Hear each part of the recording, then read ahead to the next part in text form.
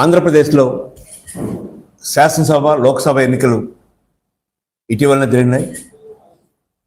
ఈ ఎన్నికల ఫలితాలు భారతదేశం అబ్బురుపరిచేట్టుగా ఉంటాయని నాటి ముఖ్యమంత్రి జగన్మోహన్ రెడ్డి గారు విదేశీ పర్యటనకు వెళుతూ స్పష్టం చేశారు. అదేవిధంగానే అబ్బురుపరిచే విధంగానే ఫలితాలు వచ్చినాయి. ఎవరు ఊహించలేదు కేవలం 11 స్థానాలకి పరిమితం అవుతారని. జనచైతన్య వేదికగా మా అభిప్రాయం, ఓటరు అహంభావాన్ని తిరస్కరించాడని, అరాచకానికి బదులు సమాధానం చెప్పాడని, రాష్ట్రంలో ఇసుక, మట్టి, ఎర్రచందనం, గనులు, రకరకాల మాఫియాలకు వ్యతిరేకంగా ప్రజలు ఓటేశారని, ముఖ్యంగా వ్యవస్థల్ని ధ్వంసం చేసినందుకు ప్రజలు ఈ తిరస్కార భారాన్ని వదిలేరని, గ్రామాల్లో కక్షలు, కార్పణ్యాలు ఇవన్నీ పెరిగినాయని, ముఖ్యమైన నేతలు బూతులు తిరుగుతూ, ఘర్షణకు దిగుతూ, ప్రతిపక్షాలని వేధిస్తూ, ప్రత్యర్థుల్ని వెంటాడుతూ ఉన్న పరిస్థితిని ప్రజలు గమనించి ఈ తిరస్కారానికి అవకాశం ఇచ్చారని భావిస్తూ ఉన్నాం. రేపు రాబోయే ప్రభుత్వం కూడా ఇదే బాటలో పయనిస్తే ప్రజలు మరలా ఇదే విధంగా సమాధానం చెప్తారు. అందుకని వ్యవస్థను ధ్వంసం చేయడానికి ఏ ప్రభుత్వాలు ముందుకు రాకూడదు. పోలీస్ వ్యవస్థకి, రెవెన్యూ వ్యవస్థకి, ఇతర వ్యవస్థలకి ధ్వంసం చేసే ప్రక్రియకి ముందుకు రాకుండా వాటిని కాపాడటానికి, వాటిని సక్రమంగా నిర్వహించడానికి కృషి చేయాలని కోరుకుంటున్నాం. ప్రతీకార కాక్షతో మళ్ళా ఎదురుదాడులు చేసి తద్వారా ప్రజలను మళ్ళా భయభ్రాంతులు చేయడం అనేది స్వస్తి పలకాలని కోరుకుంటున్నాం. ఆంధ్రప్రదేశ్లో గత 5 సంవత్సరాల పాలన మనం గమనిస్తే అభివృద్ధి ఏమాత్రం జరగలేదు. నీటిపారుదల ప్రాజెక్టులు ఏ ఒక్కటి పూర్తి కాలేదు. వెలుగొండ, పోలవరం లాంటి ప్రాజెక్టులు పూర్తి కాకుండా, వాటి మీద శ్రద్ధ పెట్టకుండా, బడ్జెట్లో వాటి కేటాయింపులు లేకుండా ముందుకెళ్ళారు. ప్రకాశం జిల్లాలో గుండ్లకమ్మ ప్రాజెక్టు, దానికి 2 గేట్లు పడిపోతే, వరద కొట్టుకుపోతే ఆ 2 గేట్లుగా ఖర్చు 8 కోట్ల రూపాయలైనా కూడా వాటిని మరమ్మతులు చేయించకుండా ఆ నీరు సముద్ర పాలైంది. కడప జిల్లాలో అన్నమయ్య ప్రాజెక్టు అలాగే అయింది. ఉత్తర కోస్తాలో కానీ, రాయలసీమలో కానీ చాలా చిన్న చిన్న ప్రాజెక్టులు 100 కోట్లు, 200 కోట్లు, 500 కోట్లతో పూర్తి అయ్యి వాటిని కూడా పూర్తి చేయలేని పరిస్థితి చూస్తున్నాం. ముఖ్యంగా రాష్ట్ర ముఖ్యమంత్రి సచివాలయానికి వెళ్ళకపోవటం, ప్రజలను కలవకపోవటం, ప్రజాప్రతినిధులను కలవకపోవటం, ఆయా మంత్రులు వారి శాఖల్ని సమీక్షించే అవకాశం, ఆయా జిల్లాలకు వెళ్ళి సమీక్షించే అవకాశం కల్పించకపోవటం, ఇలాంటి అనేక కారణాలతో ఈ ప్రభుత్వం పతనమైంది. భవిష్యత్తులో ఈ కారణాలు కానీ, ఈ సమస్యలు కానీ పునరావృతం కాకుండా ముందుకొస్తున్న కూటమి తెలుగుదేశం, జనసేన, భారతీయ జనతా పార్టీ జాగ్రత్తలు తీసుకోవాలని భావిస్తూ ఉన్నాను. ప్రజలు అభివృద్ధికి పట్టం కట్టారు. ఒక సినర్జీ ఎఫెక్ట్ అని, ఒక టీం కలిసి పనిచేస్తే వచ్చే ప్రతిఫలం ఒక్కొక్కరు విడిగా చేసే ప్రతిఫలం కన్నా ఎక్కువ వస్తుంది. అలాంటి పరిస్థితి ఈరోజు కనపడింది. ముఖ్యంగా జనసేన పవన్ కళ్యాణ్ నేతృత్వంలో చాలా కష్టపడ్డారు. వాళ్ళ యువకులు కానీ, వాళ్ళ అభిమానులు కానీ ఎక్కువ కృషి చేశారు. వారు 21కి 21 స్థానాలు గెలుపొందడం అనేది చాలా అబ్బురపరిచింది. జనచైతన్య వేదిక భవిష్యత్తులో అన్ని పౌర సంస్థలను కలుపుకొని ఈ రాష్ట్రంలో ఉన్న సమస్యల పరిష్కారం కోసం కృషి చేస్తాం. ఆంధ్రప్రదేశ్ శాసనసభ, లోక్సభ ఎన్నికల్లో తెలుగుదేశం, భారతీయ జనతా పార్టీ, జనసేన కూటమి ఒక ప్రజా ప్రపంచనాన్ని సృష్టించింది. ఎవరు ఊహించని ఫలితాలు. బహుశా ఆ పార్టీల నాయకులు కూడా ఊహించున్నారు. 175 స్థానాల్లో 164 స్థానాలు కూటమికి లభించడం, 11 స్థానాలు మాత్రమే వైసీపీకి లభించడం, ఇది ఒక ప్రజా ప్రపంచనం మాత్రమే. దీని ప్రధానమైన కారణం ఎందుకంటే 1978 నుంచి ఆంధ్రప్రదేశ్ శాసనసభ ఎన్నికల్ని మనం పరిశీలన చేస్తే ఏదో ఒక ప్రధానమైన అంశం ప్రతి ఎన్నికల్లో పనిచేస్తుంది. ఈ ఎన్నికల్లో ప్రధానమైన అంశం ఒకటే, ప్రభుత్వ వ్యతిరేకత, యాంటీ ఇన్కంబెన్సీ. ఆ ప్రభుత్వ వ్యతిరేకత ఏర్పడటానికి మూల కారణం వైఎస్ జగన్మోహన్ రెడ్డి. వైఎస్ జగన్మోహన్ రెడ్డి వ్యక్తిత్వం, ఆయన నిరంకుశ ధోరణి, ప్రజాస్వామ్యత ధోరణి లేకపోవటమే ఈ సమస్యల మొత్తానికి కూడా కారణం. వైఎస్ రాజశేఖర రెడ్డి గారిని నేను ప్రత్యక్షంగా చూశాను ఒక ఎమ్మెల్సీగా. పూర్తిగా భిన్నమైనటువంటి వ్యక్తి వైఎస్ జగన్మోహన్ రెడ్డి. ఆ నిరంకుశ ధోరణి నాయకుల్ని, ప్రజల్ని కూడా ఆయనకి దూరం చేసింది. అందులో భాగమే అభివృద్ధి సాధించలేకపోవటం, అలాగే అందులో భాగమే ఈ పగ సాధింపు ధోరణి కనపరచటం. ఈ అన్ని అంశాలు కలిపి మొత్తం ప్రజలు కులాలకి మతాలకి అతీతంగా అక్రాస్ ద స్టేట్ అంటాం మనం. సాధారణంగా రాయలసీమలో 52 సీట్లు ఉన్నాయి, అక్కడ ఎక్కువ వైఎస్ఆర్ కాంగ్రెస్ పార్టీ గెలుస్తుందని చాలా మంది భావించారు. కానీ మొత్తం శ్రీకాకుళం నుంచి అనంతపురం దాకా ప్రజలు ఒకే రకంగా స్పందించారు. ఒక ప్రజలు స్పందిస్తే ఏ విధంగా ఉంటుంది అనేది మనకి ఇది స్పష్టంగా అర్థమవుతుంది. అందువల్ల గెలుపొందిన కూటమి సుపరిపాలన అందించాలని నేను కోరుకుంటున్నాను.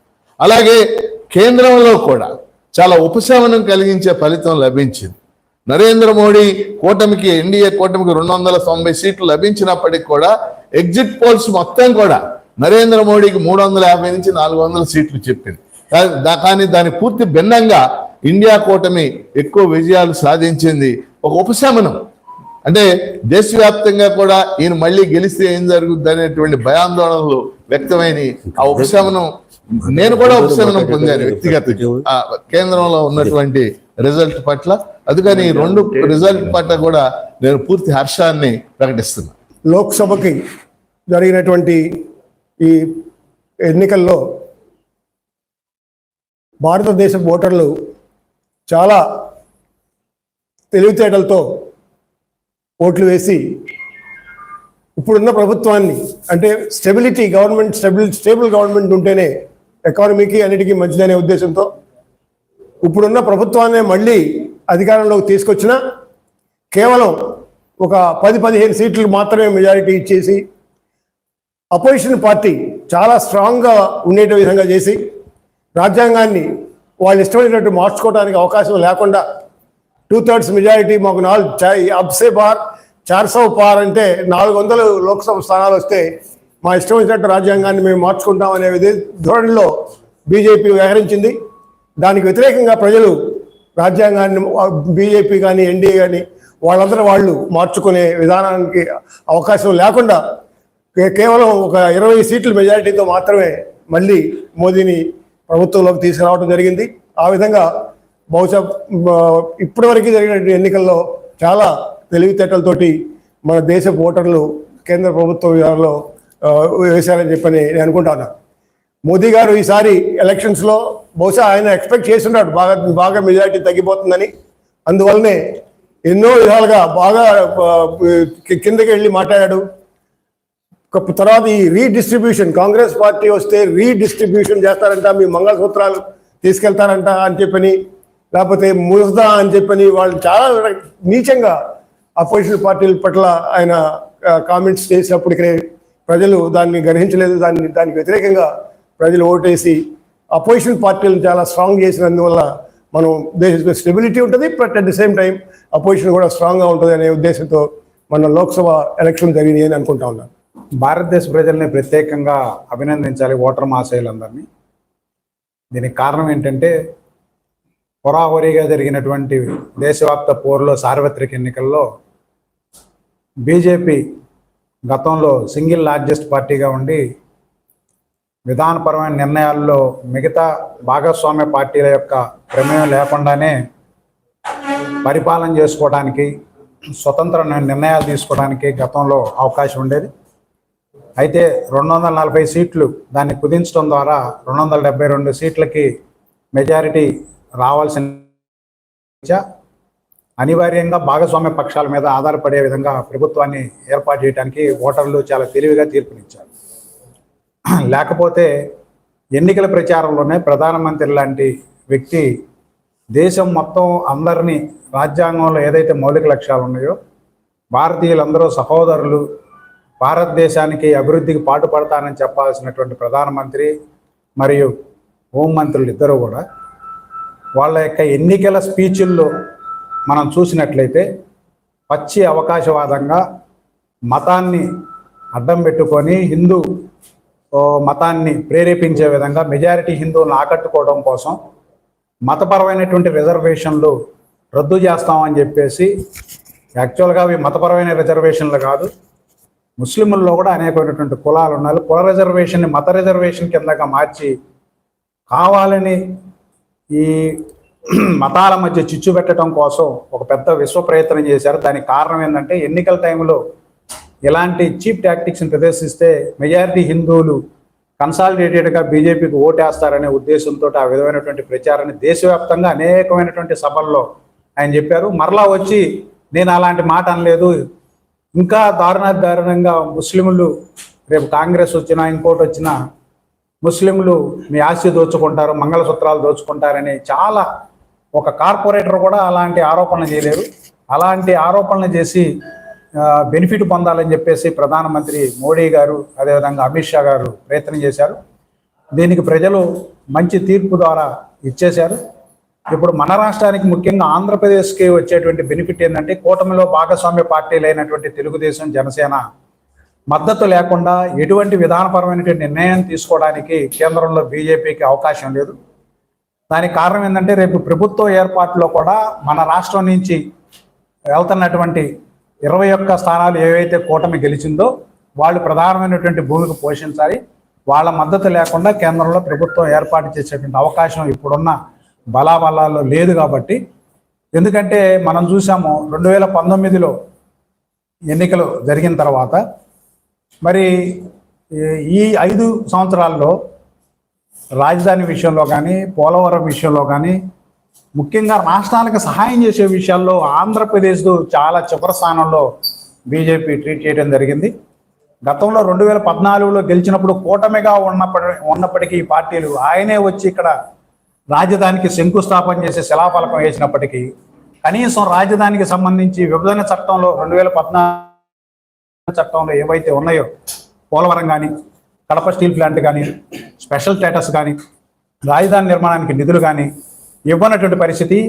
నేను రైట్ టు ఇన్ఫర్మేషన్ యాక్ట్ కింద ఒక దరఖాస్తుని సిఆర్డిఏ అధికారులకి దాఖలు చేస్తే వాళ్ళు ఇచ్చినటువంటి సమాధానం చూస్తే చాలా విచిత్రంగా అనిపించింది, విస్తుపోయిన. 2019 నుంచి 2024 వరకు ఎన్నికలు జరిగేంత వరకు ₹1 కూడా రాజధాని మీద ఖర్చు పెట్టలేదని సిఆర్డిఏ అధికారులు స్వయంగా వాళ్ళ సంతకంతో సమాచార హక్కు చట్టం ద్వారా నాకు ఇవ్వటం జరిగింది. ఒక్క రోడ్డు వేయలేదు. మరి రాజధానికి నిధులు ఇస్తామని చెప్పేసి విభజన చట్టంలో హామీలు ఇచ్చి అదేవిధంగా పోలవరం పూర్తి చేస్తామని చెప్పేసి చేస్తే పోలవరం పాపం చాలా గిరిజన గ్రామాలు ఖాళీ చేయబడి నిర్వాసితులు చాలా ఘోరాతి ఘోరంగా వాళ్ళు ఇబ్బందులు పడతా ఉన్నారు. వర్షాలు వచ్చినప్పుడు, తుఫాన్లు వచ్చినప్పుడు, వరదలు వచ్చినప్పుడు వాళ్ళకి నిర్వాసితులకి వాళ్ళ స్థలాలు తీసుకొని భూములు తీసుకొని కనీసం వాళ్ళకి ప్యాకేజ్ ఇవ్వకుండా, నిర్వాసిత ప్యాకేజ్ ఇవ్వకుండా అన్యాయం చేశారు. ఇలాంటి పరిస్థితుల్లో గత ప్రభుత్వం కూడా సెంటర్లో వాళ్ళకు ఉన్నటువంటి కేసులు రీత్యా వాళ్ళిద్దరు సహవాస ధోరణితో ప్రదర్శించి ఏమాత్రం రాజధానిని అభివృద్ధి చేయలేకపోయారు. 3 రాజధానులు అనేటువంటిది పెట్టారు. దానికి బీజేపీ కోర్టులో అఫిడవిట్ దాఖలు చేస్తూ ఒకవైపు రాజధాని నిర్మాణానికి నిధులు ఇస్తామని 2014 చట్టంలో చెప్పి, రెండో వైపు రాజధానికి మాకు ఎటువంటి సంబంధం అయితే రాష్ట్ర ప్రభుత్వ నిర్ణయం అని చెప్పేసి కోర్టులో అఫిడవిట్ దాఖలు చేసింది. మరలా ఎన్నికలకు వచ్చేసరికి బీజేపీ అభిప్రాయం మార్చుకొని మేము ఒక రాజధానికి కట్టుబడి ఉన్నాం అని మరలా చెప్పింది. అంటే కోర్టులో ఒక రకంగా, విభజన చట్టంలో ఒక రకంగా, మరలా ఎన్నికలకు వచ్చేసరికి ఎన్నికల పర్పస్ కోసం ప్రజల దగ్గర నుంచి ఓట్లు పొందడం కోసం మరలా ఒక రాజధానికి కట్టుబడి ఉన్నామని చెప్పేసి చెప్పారు. ఈ విధంగా రకరకాలైనటువంటి వింత ధోరణులు ప్రదర్శించినటువంటి బీజేపీ మన రాష్ట్రానికి మాత్రం తీవ్రంగా అన్యాయం చేసింది. అయినప్పటికీ ఇప్పుడు చంద్రబాబు నాయుడు గారి కూటమి వాళ్ళతో పొత్తు పెట్టుకోవడం జరిగింది. మనందరికీ తెలుసు ఎందుకు పొత్తు పెట్టుకున్నారని. అయితే ఈరోజు రాష్ట్రంలో కూడా 2019 నుంచి 2024 వరకు జరిగినటువంటి పాలన ఎలా ఉంది అనేటువంటి దానికి ప్రజలు చాలా స్పష్టంగా తీర్పునిచ్చి 11 స్థానాలకే సింగిల్ డిజిట్కి వస్తుంది అనుకున్నటువంటిది ఒక 2 స్థానాలు పెరిగి 11 స్థానాలకే వైసీపీ కంపైన్ కావడం జరిగింది. ఇలా ఎందుకు జరిగింది? నిన్న స్వయాన ముఖ్యమంత్రి గారే ప్రెస్ కాన్ఫరెన్స్లో నేను చాలామందికి చాలా చేశాను, వృద్ధులకి వాళ్ళకి పెన్షన్ ఇచ్చాను, మహిళలకి ఇచ్చాను, లేకపోతే అమ్మఒడి ఇచ్చాను, లేకపోతే ఆటో వాళ్ళకి ఇచ్చాను, మరి ఈ ఓట్లన్నీ ఏమైనాయో నాకు తెలియట్లేదు అని అన్నారు. ముఖ్యమంత్రి గారు ప్రస్తుతం ఇంకా ఆయన రిజైన్ చేసినప్పటికీ ఆపద్ధర్మ ముఖ్యమంత్రిగా ఉన్నారు కాబట్టి ఈ రాష్ట్రంలో ఈ 5 సంవత్సరాల్లో జరిగినటువంటి అవినీతి, అన్యాయం, అక్రమాలు బహుశా ఆంధ్రప్రదేశ్ ఏర్పడిన తర్వాత ఉమ్మడి రాష్ట్రంలో కానీ ఇప్పుడు కానీ జరగలేదని నా అభిప్రాయం. దానికి కారణం ఏంటంటే స్వయాన నేను న్యాయవాదిగా ఉండి కొన్ని వందల కేసులు ఈ ప్రభుత్వం మీద వేయడం జరిగింది, పబ్లిక్ ఇంట్రెస్ట్ లిటిగేషన్ కానీ ఏదని. ఒకవైపు గుంటూరులో ఉన్నటువంటి మార్కెట్ని అమ్మాలని చెప్పేసి అమ్మటం ద్వారా, అది కూడా కోవిడ్లో అమ్మి ఎవరో వాళ్ళ మంది మాగాదులకు అప్పచెప్పడం కోసం అని చెప్పి కోవిడ్లో ఓపెన్ ఆక్షన్, ఈ ఆక్షన్ వేయడం జరిగింది. అప్పుడు డబ్బులు లేని పరిస్థితుల్లో అలాగనే ఆ ఆక్షన్ని ఆపు చేయడం జరిగింది. అదేవిధంగా అనేకమైనటువంటి సమస్యలు, ఎలక్షన్ కమిషనర్ని చట్టబద్ధంగా రాజ్యాంగబద్ధంగా నియమించబడినటువంటి ఎలక్షన్ కమిషనర్ని వ్యక్తిగతమైనటువంటి అహంతో ఆయన్ని తీసేసి కోర్టు మొట్టికాయలు ఇచ్చినా సరే తర్వాత సుప్రీంకోర్టు దాకా పోయి దెబ్బతిన్నటువంటి పరిస్థితి. అదేవిధంగా రాజధానికి సంబంధించి 3 రాజధానులు చట్టం తీసుకొచ్చి ఈ రైతులు ఎవరి దగ్గర అయితే 35,000 ఎకరాలు భూమి తీసుకున్నారో ఆ భూమిని బీడు భూమిగా మార్చేసి 2,500 కోట్ల రూపాయల నిధులతోటి నిర్మించినటువంటి అనేకమైనటువంటి బిల్డింగుల్ని మొత్తం ఆ బిల్డింగుల్ని సమాధులు పాలు చేసేసి పాడు పెట్టేసినటువంటి సందర్భం. కాబట్టి వీటన్నిటికీ వ్యతిరేకంగా తీర్పునివ్వటం జరిగింది. రాష్ట్ర ప్రజలు స్పష్టమైనటువంటి తీర్పుని అహంకారపూరితంగా ఒక్క మంత్రి కూడా తన శాఖకు సంబంధించి రివ్యూ మీటింగ్ పెట్టలేదని అంటేనే ఈ ప్రభుత్వం ఎంత నియంతృత్వంగా వ్యవహరించిందంటానికి. ఒక్క మంత్రి కూడా స్వతంత్ర నిర్ణయాలు తీసుకోవడానికి కానీ తన మంత్రివర్గ సమీక్ష చేయడానికి కానీ అవకాశం ఇవ్వలేదని అంటే బహుశా భారతదేశ చరిత్రలో మరి ఏ రాష్ట్రంలోనూ ఇలాంటిది జరిగి ఉండదని నేను అనుకుంటున్నాను. అదేవిధంగా అనేక పాలసీ డెసిషన్లో కోర్టు తీర్పులు వ్యతిరేకంగా వచ్చినప్పటికీ కోట్ల రూపాయలు ఖర్చు పెట్టి సుప్రీంకోర్టు నుంచి కూడా న్యాయవాదుల్ని తీసుకొచ్చి ఏదో ఒక విధంగా తమ చేసిన తప్పుల్ని సమర్థించుకోవడానికి ప్రయత్నం చేశారు. ఇసుక, మట్టి, అదేవిధంగా మద్యం, ఇలాంటి అనేకమైనటువంటి కుంభకోణాలు చేశారు. ఇప్పుడు ఒక్కొక్కటి వెలుగులోకి వస్తాయి. కాబట్టి ఈ వచ్చేటువంటి ప్రభుత్వం, ఇప్పుడు ఏర్పడబోయేటువంటి ప్రభుత్వం వీటిని గుణపాఠాలుగా నేర్చుకొని మనం ఎక్కడైతే ప్రభుత్వం ఇక్కడ లోపం చెందిందో ఆ లోపాన్ని సరి చేసుకొని రాష్ట్రాభివృద్ధి కోసం, రాజధాని అభివృద్ధి కోసం, ప్రజల అభివృద్ధి కోసం, ముఖ్యంగా అనేకమైనటువంటి వర్గాల ప్రజలకి ఇప్పుడు పేదరికం, నిరక్షరాస్యత ఇవన్నీ మన రాష్ట్రంలో ఉన్నాయి. వాటిని తొలగించాలని అంటే పరిశ్రమలు, అదేవిధంగా సాఫ్ట్వేర్ రంగం అభివృద్ధి, వ్యవసాయ రంగం అభివృద్ధి ఇవన్నీ జరగాల్సి ఉంది. వాటిని జరగడం కోసం కావాల్సినటువంటి సరైనటువంటి నిధులను సమకూర్చుకొని కేంద్రం ద్వారా అభివృద్ధి చేయడానికి కావాల్సినటువంటి బాటల్ని కొత్త ప్రభుత్వం బాటలు వేసదని, ప్రజలు ఇచ్చినటువంటి తీర్పుని సక్రమంగా ఉపయోగించుకొని మళ్ళా వీళ్ళు కూడా కక్షదూరంతో వ్యవహరించకుండా వాటిని ఎక్కడైతే లోపాలు జరిగినా లోపాలను సరి చేసుకునే విధంగా ఈ ప్రభుత్వం, రాబోయే ప్రభుత్వం మంచి సుపరిపాలన అందించాలని చెప్పేసి కోరుతున్నాం. బహుశా ఇక్కడ ఉన్న వాళ్ళలో డైరెక్ట్ పర్చేస్ రాజకీయాలు ఉంది నేనే అనుకుంటాను. మొన్న ఎన్నికల ముందు నేను టీడీపీలో జాయిన్ అయ్యాను. జస్ట్ లాస్ట్ అవర్స్లో జాయిన్ అయ్యాను. బట్ డిసెంబర్ నుంచి కూడా నేను పార్టీకి దాదాపు దూరం అవుతూ వస్తూ ఉన్నాను. దానికి కారణం ఏంటంటే అసలు అపాయింట్మెంట్ లేదు నాకు. గొడవ ఏంటంటే రాజకీయాల్లో ఏదో మేము రిప్రజెంట్ చేస్తూ ఉంటాం, విషయాలు చెప్తూ ఉంటాం, అది అయ్యే అవుతుంది కాయని కాలం. ఆ రిప్రజెంట్ చేసే అవకాశం లేదు. కాబట్టి ఏంటి అన్యాయం, కనీసం మాకు అపాయింట్మెంట్ ఎవరైందనేది నా గొడవ.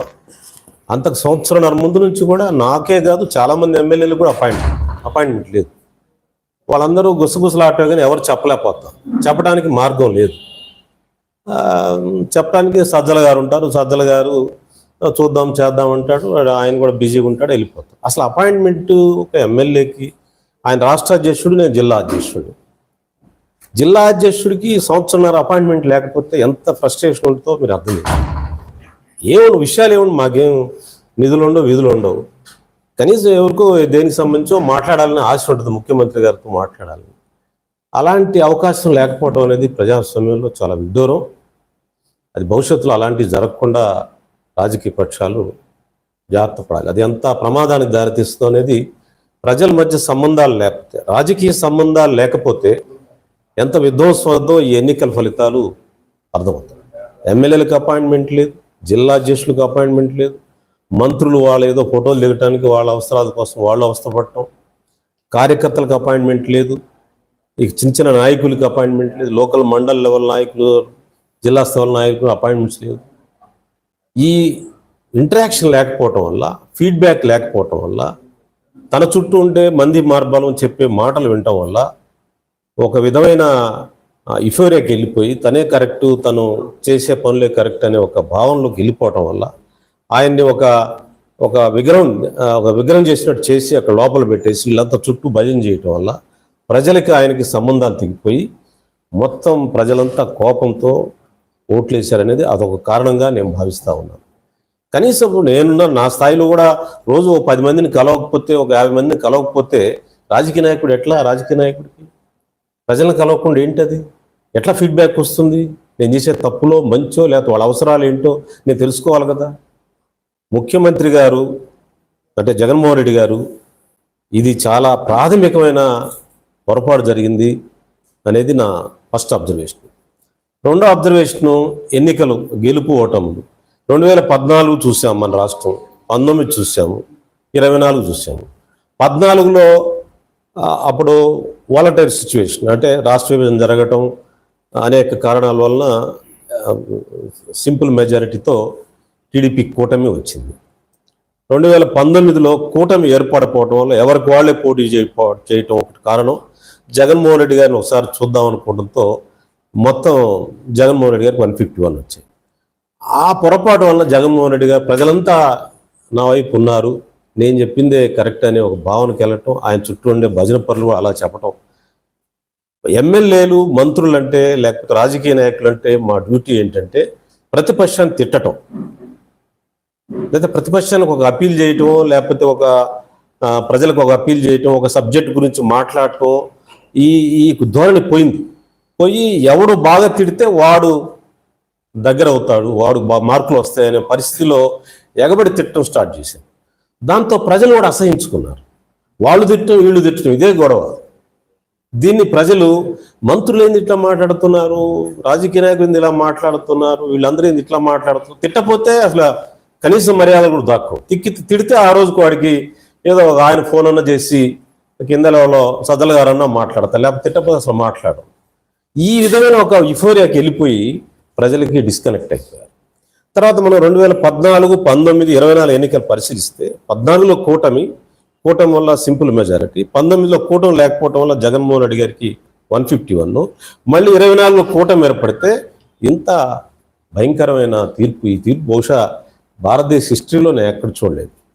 కానీ జగన్మోహన్ రెడ్డి గారి భావన ఏంటంటే, లేకపోతే జగన్మోహన్ రెడ్డి గారి చుట్టూ ఉండే 5-6 మంది భావన ఏంటంటే, అంతా మేము చేస్తున్నాం కదా, మీరు చేసేది ఏంటి, మేము చేసేది మంచి కదా, మీరు చేసేది ఏంటి. వాళ్ళు అదే మాట్లాడేవాడు, మాతోటి అదే మాట్లాడేవాడు.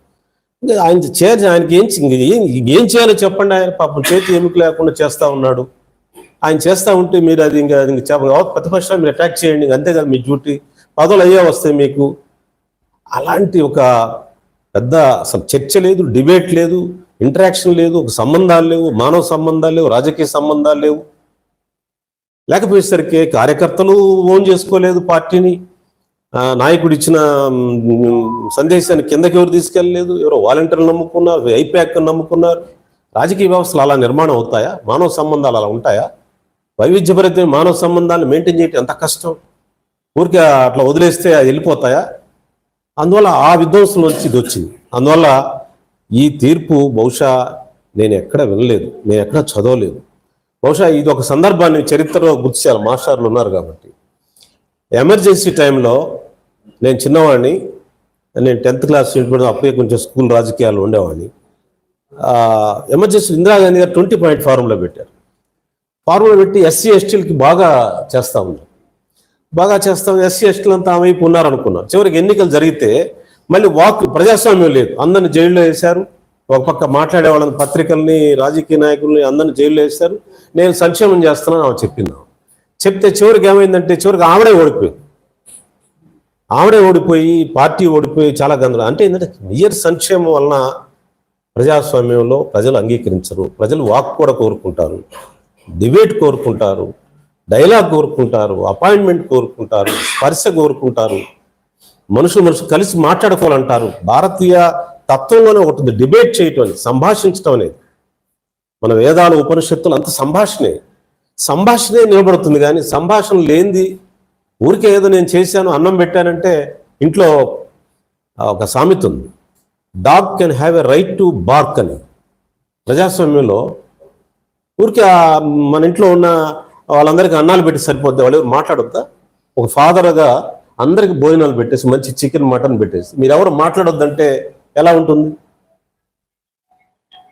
ఆ ఎమర్జెన్సీ సిచ్యువేషన్లో ఇందిరాగాంధీ గారు ఎలా ఫేస్ చేశారో దానికంటే భిన్నంగా ఇంకా అతిగా వెళ్ళి ఇంకా అతిగా నేను బటన్ నొక్కుతున్నాను, నేను ఇస్తున్నాను, ఎవరితో మాట్లాడేది లేదు, ఇంటరాక్షన్ లేదు. ఎమర్జెన్సీ ప్రజలంతా కూడా సైలెంట్గా ఉన్నారు. ఎవరు కూడా ఎన్నికలు అయిన తర్వాత కూడా, ఓటేసిన తర్వాత కూడా ఎవరు చెప్పాల. మరి చూడండి, ఎవరు చెప్పాల. మాతో అందరు, నేను అనుకున్నాను 90 స్థానాలు కూడా నాకు కూడా తెలియదు. ఎవరు మాట్లాడలే, ఎవరు ఎవరు కనబడితే మీకేసామంటున్నారు ప్రతి ఒక్కరికి. అంటే ప్రజలు ఎంత విఘ్నులో దీనిలో అర్థం చేసుకోవచ్చు. ఎవరు చెప్పలేదు, ఆడవాళ్ళు చెప్పలేదు, మగవాళ్ళు చెప్పలేదు. ఒక అతను అంటే ఆడవాళ్ళు వేసారని ఒక అతను రుణం పెట్టారు, ఆడవాళ్ళు వేయలే, మగవాళ్ళు వేయాలి. ఈ సిచ్యువేషన్ నేను ఈ మధ్య సెలవుల్లో మేనిఫెస్టో చదువుతాను, కమ్యూనిస్ట్ మేనిఫెస్టో చదువుతా ఉంటే నాకు అనుకోకుండా ఒక క్యారెక్టర్ కనిపించింది manifesto, marks manifesto. Feudal socialism అని ఒక మాట కనిపించింది.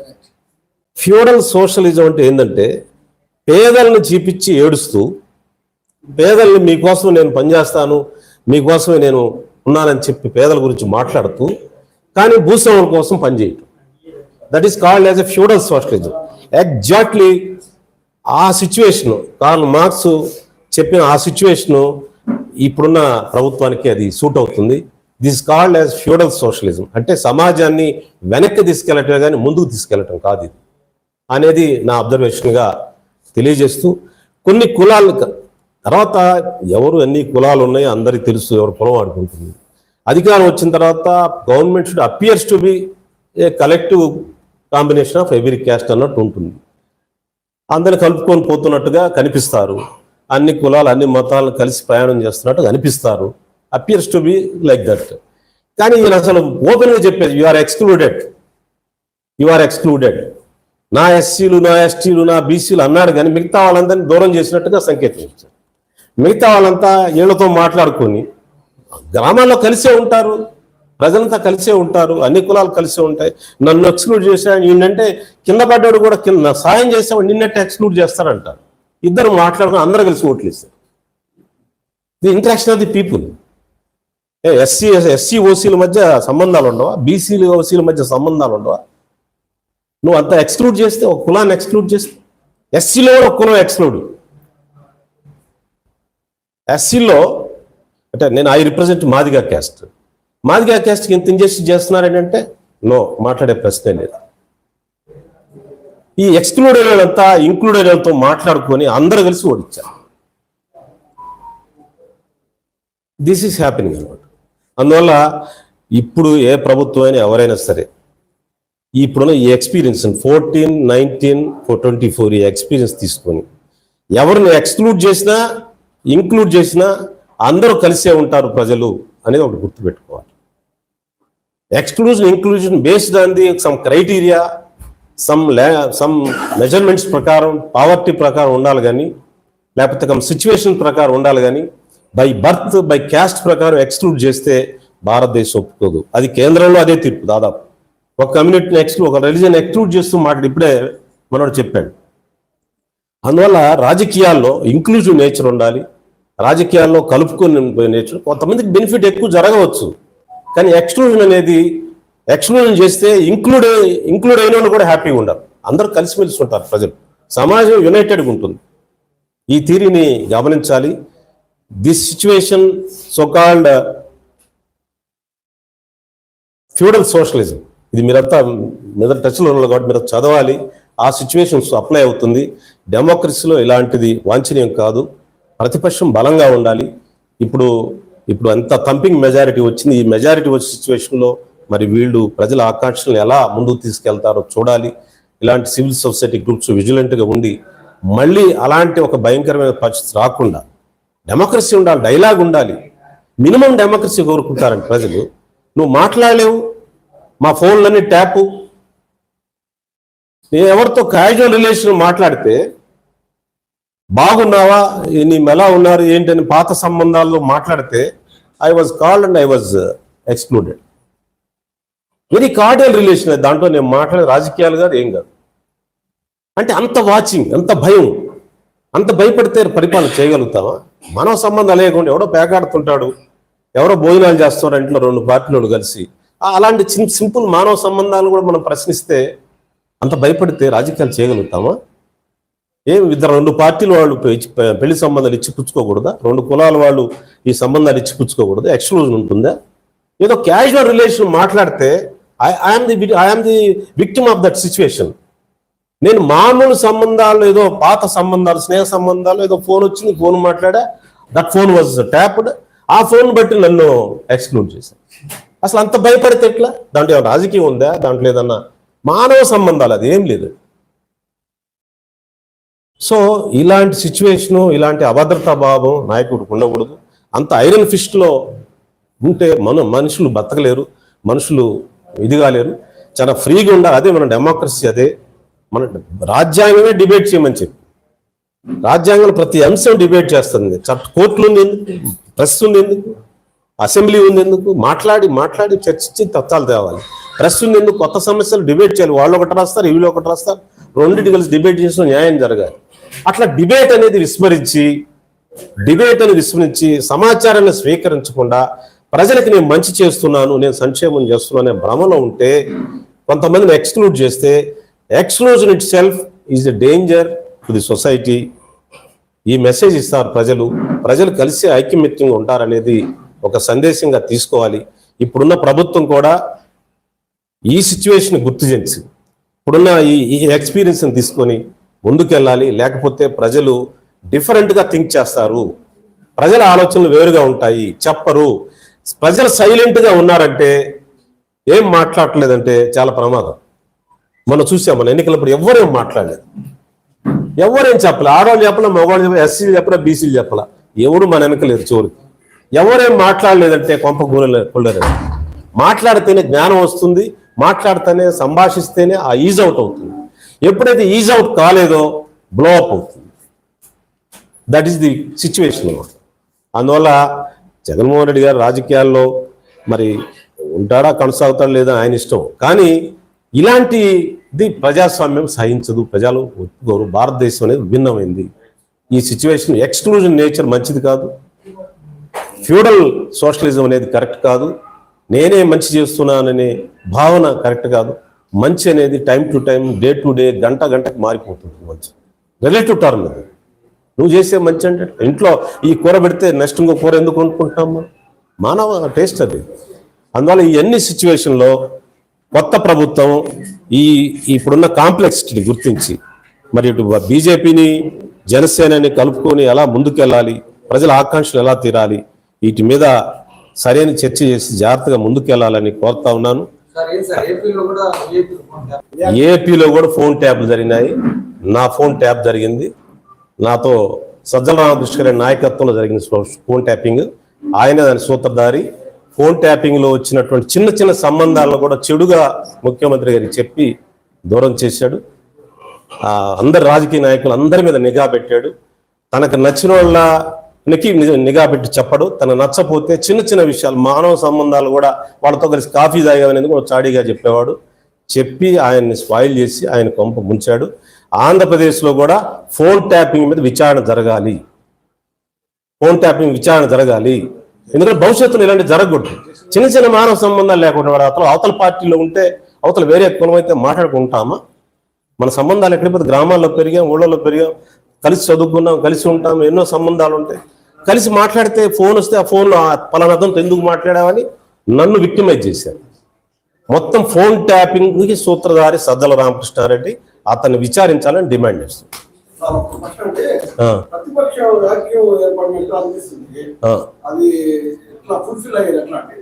ఇప్పుడు అధికార పక్షం 3 పార్టీలు కలిశాయి. ప్రతిపక్షంలో వ్యాక్యూమ్, మొదటిసారి ప్రతిపక్షం వ్యాక్యూమ్ వచ్చింది. సెంటర్లో వ్యాక్యూమ్ లేదు. సెంటర్లో ఎన్డీఏ ఉంది, యూపీఏ కూడా స్ట్రాంగ్గా తయారైంది. ఇక్కడ ప్రతిపక్షం వ్యాక్యూమ్ వచ్చేసింది. 11 సీట్లు అంటే వెరీ థిన్, అసలు పట్టించుకోవాల్సిన అవసరం. దాంట్లో 4 సీట్లు 2000 లోపు వచ్చాయి. 11లో 4 సీట్లు 2000 అంటే ఆ 4 తీసేస్తే 7 సీట్లు వస్తాయి. 7 సీట్లు అంటే ఎంత ఘోరం ఇది. 151 ఎక్కడ, 7 ఎక్కడ?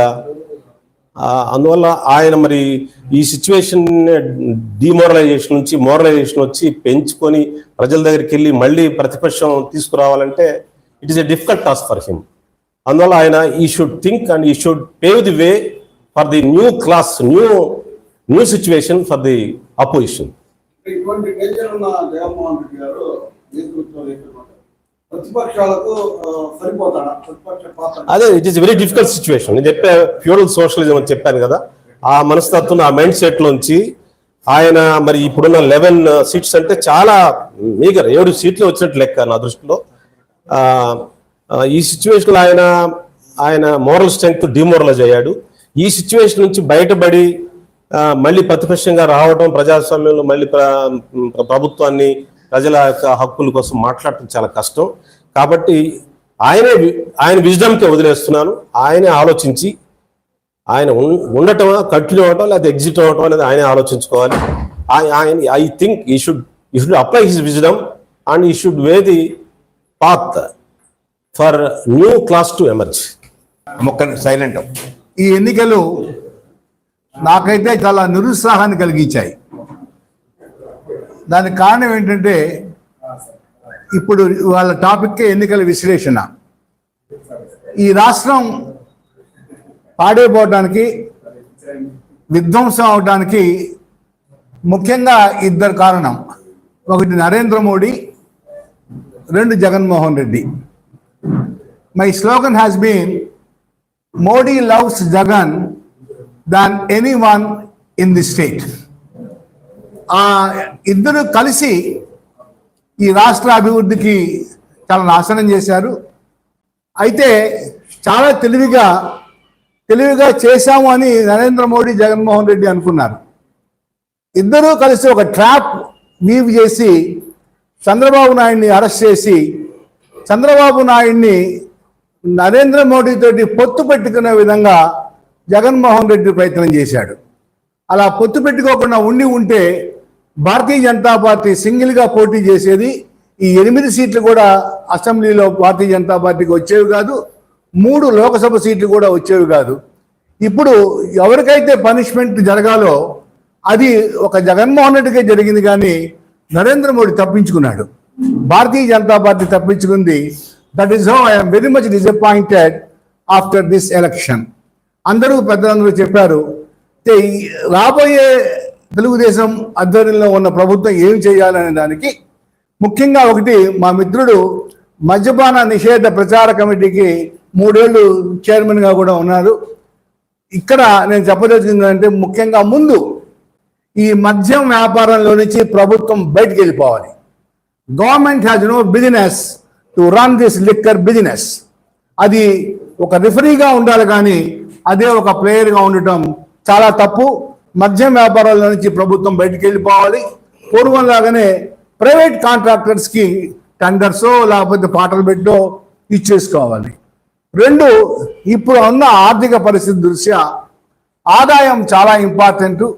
ముఖ్యంగా పరిశ్రమలు రావటం, అలానే చిన్న పరిశ్రమలు రావటం, వ్యాపారాలు అభివృద్ధి చెందడం, లా అండ్ ఆర్డర్ చాలా జాగ్రత్తగా ఉండటం. ఇక్కడ 2014 నుంచి 2019 దాకా చంద్రబాబు నాయుడు గారి ఆధ్వర్యంలో ఉన్న తెలుగుదేశం ప్రభుత్వం కూడా ఏమి గొప్పగా ఏం చేయలేదు. అలా కాకుండా ఇప్పుడు ఈ పారిశ్రామిక అభివృద్ధికి, ఆర్థికాభివృద్ధికి, వ్యాపారాభివృద్ధికి ఒక ట్రేడ్ ఇండస్ట్రీ ప్రమోషన్ కమిటీని ప్రభుత్వం వేసుకోవాలి. మంచి పారిశ్రామికవేత్తని, వివాదరహితుడిని, విజన్ కలిగిన వాడిని వేసుకొని తద్వారా రాష్ట్రాభివృద్ధికి దోహదపడాలి. ఈ 2 చాలా ముఖ్య సలహాలు నా వైపు నుంచి. నమస్కారం. ఆంధ్రప్రదేశ్లో వైఎస్ఆర్ కాంగ్రెస్ పార్టీ గత 7 సంవత్సరాల నుంచి ఎలాంటి సభ్యత్వం లేని పార్టీగా కొనసాగుతుంది. పార్టీ సభ్యత్వాలు ఉండవు, కమిటీలు ఉండవు, పార్టీ ఆఫీసులు ఉండవు, సమీక్షలు ఉండవు. కేవలం ఒక వ్యక్తి నేతృత్వంలో, ఆ వ్యక్తి చుట్టూ ఒక 7 మంది భజన పనులతో ఈ పార్టీ కొనసాగింది. అందుకనే వాలంటీర్లను ఉపయోగించుకొని వారే మా సైనికులు, వారే మాకు పోలింగ్ ఏజెంట్లుగా ఉంటారు, వారే అవ్వల్ని తాతల్ని వెంట పెట్టుకుని ఓటేయిస్తారని పదే చెప్తున్న పరిస్థితి. ఈ ఎన్నికల్లో కూడా మనం గమనిస్తే కింది స్థాయి నాయకులు ఎక్కువ మంది కసిగా పనిచేయాలి, పార్టీని గెలిపించుకోవాలని తపనంతో పనిచేసిన పరిస్థితి కనపట్టలేదు. కారణం చాలామంది చిన్న చిన్న కాంట్రాక్టర్లుగా ఉండి ఆ కాంట్రాక్ట్ డబ్బులు పొందలేని పరిస్థితి ఏర్పడటం, అవినీతి విపరీత స్థాయిలో ఉండటం. గతంలో ఎప్పుడు ఒక కాంట్రాక్ట్కి డబ్బులు రావాలంటే ఆ డబ్బులు పొందడానికి, ఆ చెక్కు పొందడానికి 5%, 10%, 20% కమిషన్ ఇచ్చిన పరిస్థితి గతంలో లేదు. ఈరోజు ఆ పరిస్థితి కూడా కొనసాగింది. యువత చాలా నిర్వీర్యమైపోయారు. ఒకవైపు కల్తీ మద్యంతోనూ, మరోవైపు ఉద్యోగ అవకాశాలు లేకపోవడం, ఉద్యోగాల కోసం చెన్నైకో, బెంగళూరుకో, హైదరాబాద్కో తరలిపోవాల్సిన పరిస్థితి వస్తూ ఉంటాం. రాజధాని పేరుతో 3 రాజధానులనే ప్రకటించి 3 ముక్కలాట ఆడుతూ అమరావతిని పూర్తిగా ధ్వంసం చేయటం. అందుకని కృష్ణా, గుంటూరు జిల్లాలో మొత్తం అన్ని స్థానాలు కోల్పోవడానికి అది ఒక కారణంగా భావిస్తున్నాడు. పోలవరం దాదాపు 72% పూర్తయిన పోలవరాన్ని ఆ మిగిలిన భాగం పూర్తి చేయడానికి 5 సంవత్సరాల్లో కూడా ఏమాత్రం ప్రయత్నం జరగలేదు. అది విఫలమైన పరిస్థితి. వెలుగొండ ప్రాజెక్టు కేవలం 3,000 కోట్ల రూపాయలు ఖర్చు పెడితే పూర్తయ్యే వెలుగొండ ప్రాజెక్టు ఈ రోజు కూడా పూర్తి కాని పరిస్థితి. ఆంధ్రప్రదేశ్ ఒక అన్నపూర్ణ ఆంధ్రప్రదేశ్గా పెరగాలంటే, ఆంధ్రప్రదేశ్లో ఉద్యోగ అవకాశాలు పెరగాలంటే, ఉపాధి దొరకాలంటే ముఖ్యంగా వ్యవసాయ రంగం. ఆ వ్యవసాయ రంగం పూర్తిగా అభివృద్ధి కాకపోవడానికి ప్రధాన కారణం నిర్మాణంలో ఉన్న నీటిపారుదల ప్రాజెక్టులు పూర్తి కాకపోవడం. ఇప్పుడు రాబోయే ప్రభుత్వం అభివృద్ధికి పెద్దపీట వేయాలి, పరిశ్రమలు తీసుకురావాలి, ఎక్కువగా ఇన్వెస్ట్మెంట్స్ని ఇతర దేశాల నుంచి, ఇతర రాష్ట్రాల నుంచి వచ్చేట్టు చూడాలి, దానికి కావాల్సిన అనుకూల వాతావరణాన్ని కల్పించాలి, రోడ్లు బాగు చేయించాలి. విద్యుత్ రంగంలో విపరీతమైన దోపిడీ జరిగింది. సిద్ధి సాయి ఎలక్ట్రికల్స్ అనే ఒక విశ్వేశ్వరరెడ్డిని బినామీగా పెట్టుకొని వేలాది కోట్ల రూపాయలు విలువ చేసే 25,000 ఎకరాల భూమిని ఆ కంపెనీకి ఇవ్వటం, మొత్తం రాష్ట్రంలో ఉన్న విద్యుత్ సంబంధించిన దోపిడీ అంతా కూడా ఆ కంపెనీ ద్వారా చేయించడం అనేది చూసాం. ఇలాంటి బినామీలు కానీ, ఇలాంటి దోపిడీ కానీ భవిష్యత్తులో జరగకుండా చూడాల్సిన బాధ్యత కొత్త ప్రభుత్వంపై ఉందని భావిస్తున్నాను.